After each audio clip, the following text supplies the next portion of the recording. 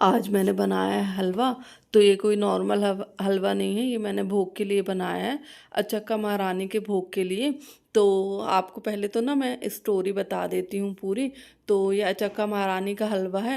ये इसलिए बनाते हैं हम लोग कि जब ना कुछ समस्या रहती है लाइफ में, या कुछ काम है जो हमारा बहुत समय से पेंडिंग है, जो पूरा नहीं होता है, तो उसके लिए ना एक मनौती मांगी जाती है कि भगवान जी हमारा ये काम पूरा कर दीजिए, तो हम आपको फिर हलवे का भोग लगाएंगे।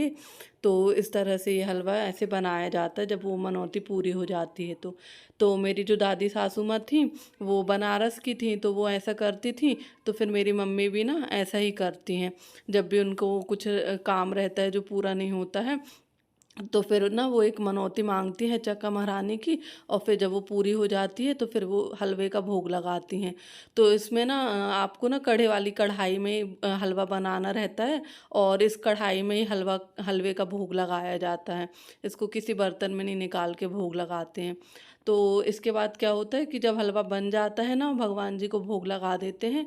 उसके बाद ना 3 भाग निकालती हैं मेरी मम्मी, जिसमें ना एक गाय का, और एक कुंवारी कन्या का, और एक ब्राह्मण की कन्या का, ऐसे 3 भाग निकाले जाते हैं।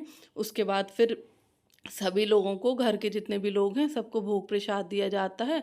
और इसकी ना इसमें ये रहता है कि आप ना हलवे को दोबारा से गर्म नहीं कर सकते हो, आपको वैसे ही हलवे को खाना रहता है।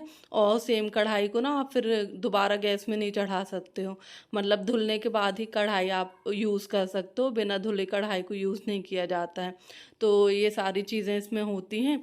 तो यदि आपके आपके मन में भी कोई बात हो जो बहुत समय से पेंडिंग हो या पूरी नहीं हो रही हो, तो आप अचक्का महारानी का नाम लेके एक मनौती मांग लीजिए कि अचक्का महारानी हमारा ये काम करवा दीजिए, फिर हम आपको हलवे का भोग लगाएंगे।